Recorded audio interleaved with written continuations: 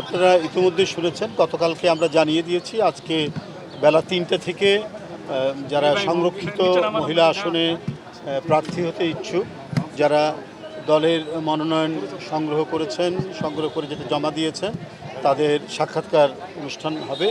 এবং আমাদের যে গঠনতন্ত্র অনুযায়ী দলের মনোনয়ন বোর্ড যেটা, অর্থাৎ এটা সভাপতিত্ব করেন দলের চেয়ারম্যান এবং সদস্য থাকেন দলের স্ট্যান্ডিং কমিটির মেম্বাররা, জাতীয় স্থায়ী কমিটির সদস্যরা, তারা বসে সাক্ষাৎকার নেবেন। আমি আগেও বলেছি যে আমাদের এক ভয়াবহ দুঃসময় পার করে আমরা আজকের গণতন্ত্র উত্তরণে এই পর্যায়ে এসে পৌঁছেছি এবং গণতন্ত্রকে সবল, সচল এবং শক্তিশালী করার জন্য এটাকে এগিয়ে নিয়ে যেতে হবে।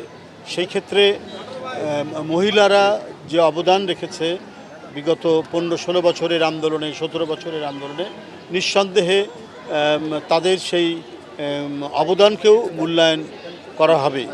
এবং সেই ক্ষেত্রে আপনারা জানেন যে অনেক মহিলা নেত্রী তাদের নামে মিথ্যা মামলা হয়েছে, তারা শর্টগানের গুলি খেয়েছে, তাদের বাড়িতে ভাঙচুর করা হয়েছে, তাদের সন্তানদেরকে ধরে নিয়ে যাওয়া হয়েছে শুধুমাত্র রাজনীতি করার কারণে এবং রাজনৈতিক আদর্শের কারণে। এই পৈশাচিক বিভীষিকা তো 16-17 বছর ধরেই চলেছে। তো আমার বিশ্বাস দল এই সমস্ত বিষয়গুলো বিবেচনা করবে।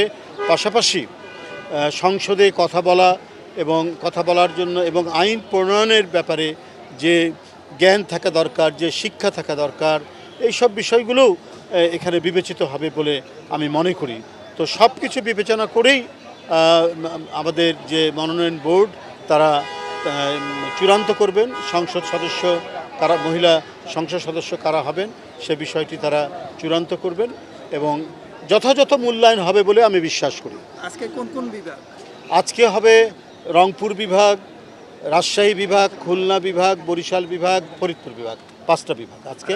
আর আগামীকাল হবে ঢাকা বিভাগ, চট্টগ্রাম বিভাগ, সিলেট বিভাগ, কুমিল্লা বিভাগ এবং ময়মনসিংহ বিভাগ।